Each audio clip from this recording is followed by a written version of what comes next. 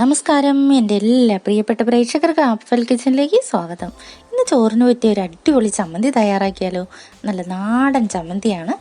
മാങ്ങ ഇഞ്ചി വെച്ചിട്ട് ഒരു അടിപൊളി ചമ്മന്തി. നിങ്ങൾ കേട്ടിട്ടുണ്ടാവുമെന്ന് എനിക്കറിയില്ല. ഒട്ടുമിക്കാറ് എല്ലാ സ്ഥലത്തും ഉണ്ടാവും. നാടൻ പ്രദേശത്തൊക്കെ ഉണ്ടാകുന്ന ഒരു സാധനമാണ് ഈ മാങ്ങ ഇഞ്ചി. അത് വെച്ചിട്ട് എങ്ങനെയാണ് വളരെ ടേസ്റ്റി ആയിട്ട് ചമ്മന്തി ഉണ്ടാക്കുന്നതെന്ന് നോക്കാം. മാങ്ങയിഞ്ചി ചമ്മന്തി തയ്യാറാക്കുവാനായിട്ട് ഞാനിവിടെ ഇത്രയും മാങ്ങയിഞ്ചിയാണ് എടുത്തിരിക്കുന്നത്. ഇത് നമ്മുടെ ഇഞ്ചിയുടെ ഷേപ്പ് നല്ല മാങ്ങയുടെ മണവുമുള്ള അടിപൊളി ടേസ്റ്റിയായ മാങ്ങയിഞ്ചിയാണ്. അത് നമുക്ക് ഇത്രയും കഷ്ണം എടുത്ത് ഒന്ന് ചുട്ടെടുക്കാം. അങ്ങനെ നമ്മുടെ മാങ്ങയിഞ്ചി എല്ലാം നല്ല കനലിൽ വെച്ച് ചുട്ടെടുത്തിട്ടുണ്ട്. തീക്കനലൊന്നും ലഭ്യമല്ലെങ്കിൽ നമുക്ക് ഗ്യാസിൽ വെച്ചിട്ടാണെങ്കിൽ അത്യാവശ്യം ഒരു പിക്കറിലോ എന്തിലെങ്കിലും കുത്തിയിട്ട് നമുക്ക് ഇത് ചുട്ടെടുക്കാവുന്നതാണ്. ഇതുപോലെ ചുട്ടെടുക്കുക.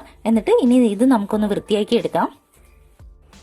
മാങ്ങയിഞ്ചി എല്ലാം ഇവിടെ ക്ലീൻ ചെയ്ത് റെഡിയാക്കി എടുത്തിട്ടുണ്ട്. ഇതൊരു 4-5 കഷ്ണം ചെറിയ മാങ്ങയിഞ്ചിയാണ് ഇവിടെ എടുത്തിരിക്കുന്നത്. ഇനി നമുക്കൊരു ബൗൾ നിറയെ തേങ്ങ എടുക്കാം. അപ്പോൾ ഒരു ബൗൾ തേങ്ങയും 2 ചെറിയ ഉള്ളിയും മാങ്ങയിഞ്ചിയും ഒന്നിച്ച് ഞാൻ എടുത്തു വെച്ചിട്ടുണ്ട്. ഇനി നമുക്കിതൊരു മിക്സിയുടെ ജാറിലേക്ക് ഇട്ട് കൊടുക്കാം.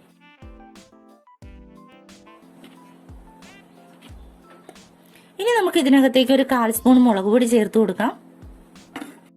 ഒപ്പം തന്നെ ഒരു 1/4 സ്പൂൺ ഉപ്പും കൂടി ആഡ് ചെയ്ത് കൊടുക്കാം. ഇനി വേണ്ടത് ലേശം വാളംപുളിയാണ്. അതും കൂടി നമുക്ക് ഇതിനകത്തേക്ക് ആഡ് ചെയ്യാം. ഇതൊരു നാടൻ വിഭവമാണ്, വളരെ ടേസ്റ്റിയാണ്. എല്ലാവരും തീർച്ചയായും ഇതുപോലെ തന്നെ ട്രൈ ചെയ്യുക. ഇനി നമുക്കിത് നന്നായിട്ടൊന്ന് അരച്ചെടുക്കാം. ഇപ്പം നമ്മുടെ ടേസ്റ്റിയായ ഹെൽത്തിയായ മാങ്ങയിഞ്ചി ചമ്മന്തി ഇവിടെ റെഡിയാണ്. ഇതൊരു തനി നാടൻ വിഭവമാണ്. നമുക്കിനി ഇതൊരു സെർവിങ് ഡിഷിലേക്ക് മാറ്റി കാണിക്കാം. കണ്ടോ, എത്ര അടിപൊളി ചമ്മന്തിയാണ്. ഇത് കാണുന്ന പോലെ ഒന്നും അല്ല കേട്ടോ, അടിപൊളി ടേസ്റ്റിയാണ്. തീർച്ചയായും മാങ്ങയിഞ്ചി കിട്ടിയാൽ ഇതുപോലെ തന്നെ തയ്യാറാക്കി നോക്കുക. ഒപ്പം തന്നെ ചാനൽ സബ്സ്ക്രൈബ് ചെയ്യാൻ ആരും മറന്നു പോകരുത്. ബെൽ ബട്ടൺ അമർത്തി ഓൾ എനേബിൾ ചെയ്യാൻ ആരും തന്നെ മറക്കരുത്. ഇതുപോലെ അടിപൊളി റെസിപ്പീസുമായിട്ട് നമുക്ക് വീണ്ടും കാണാം. Thanks for watching.